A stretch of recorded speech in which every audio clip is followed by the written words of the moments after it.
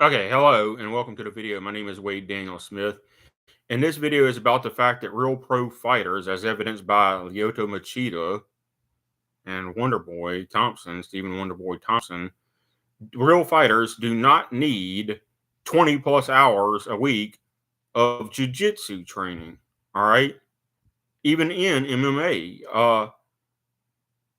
Lyoto Machida, the fight that he won the light heavyweight world championship in, they said that he had just got promoted to black belt finally in Brazilian Jiu Jitsu, but he never uses Brazilian Jiu Jitsu when he fights, not even in MMA. The only thing he does is out punch and kick the other person until he knocks them out every time.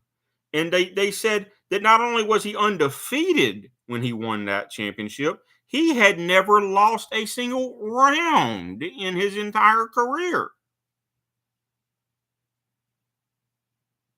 The announcer sat there and said that he has never lost a. I think it was his 18th or 19th or 20th something fight, whatever it was. He has never lost a single round in his MMA career.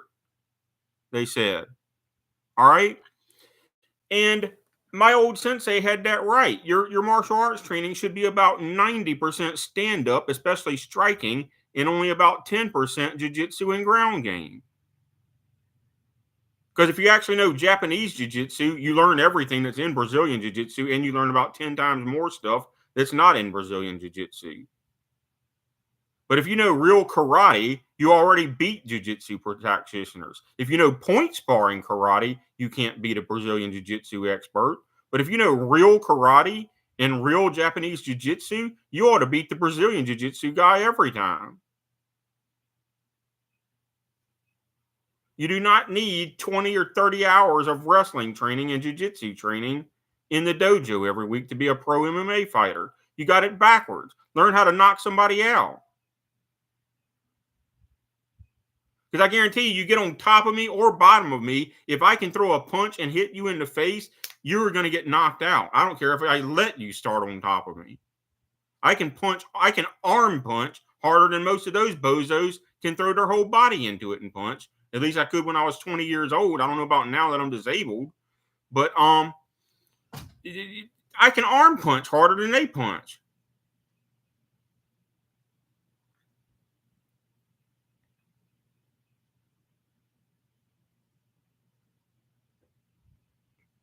I mean, when I was 20 years old in karate class, there was a girl black belt, and I'm not going to use her name, but the more I trained harder and harder, and my sister trained harder and harder, the less she came to class because she was busy with her schoolwork and whatever, her dating life and job and whatnot.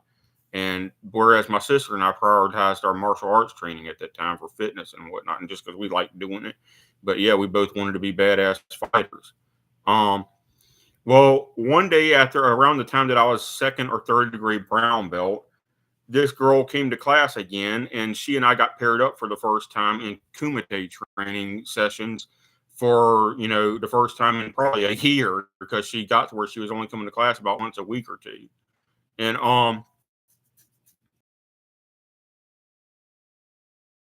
block it and do something to you times, and did my end of the throw a punch any harder than what I'm doing, I can't guarantee that I can stop it in time to not injure you. And she threw a fit and called Sensei over. And I need to show you something. I'm sorry I used her name, but I don't remember her last name anyways, that I don't give anything away. But he's like, I need to show you something. I said, since you've been paired with or sparred against Wade. And he's like, and also attends the kickboxing class full time too, 5 nights a week. And he's like, he's the bag way harder than you've ever seen. So he brought the 225-pound standing water bag, which can also be filled with sand, but it was filled with water.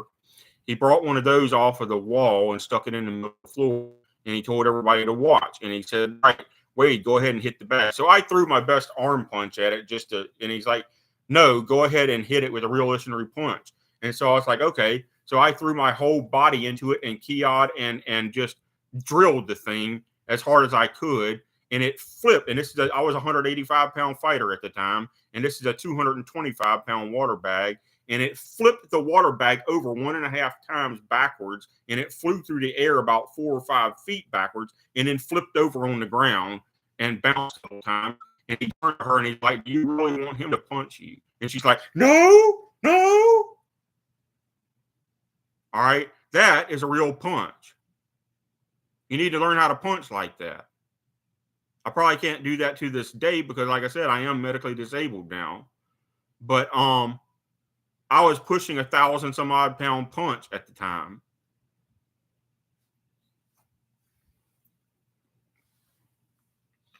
That's why I said in the other video, if you really can throw a punch and you punch somebody in the chin, that is the end of the fight. That ought to be the end of the fight. If they're still standing there looking at you after you punch somebody in the face, you did not hit them hard enough. And if that's all you had, you need some real training in Okinawan punching and kicking. Because if you punch somebody in the face as hard as you can, and you're supposed to be a professional fighter or a brown or black belt level fighter, and you didn't knock them out in one hit, something is wrong. You didn't know how to throw a punch correctly, especially in 4-ounce gloves or less. You didn't know how to punch correctly.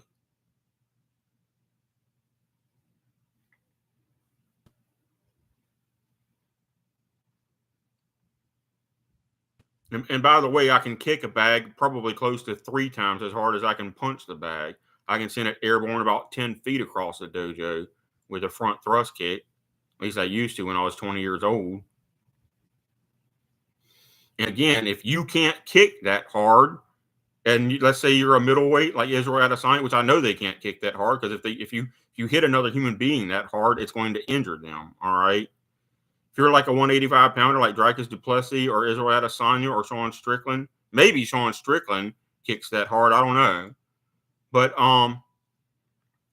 if you can't kick that hard and you're a 185-pound fighter, there's a good chance that you need to work on your kicking mechanics and learn how to throw a straight kick correctly, because you're doing something wrong.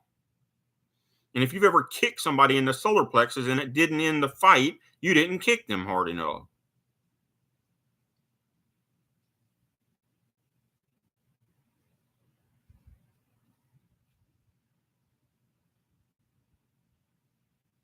That's about all I'm going to say here. That's why you need real striking, not this pussified striking that somebody practiced 20 or 30 hours of grappling a week and never even learned how to throw a punch or kick. You can't learn bling before you learn basics. If you can't throw a proper straight punch and straight kick, you don't even know if you can grapple against a straight punch or straight kick. Now, do you?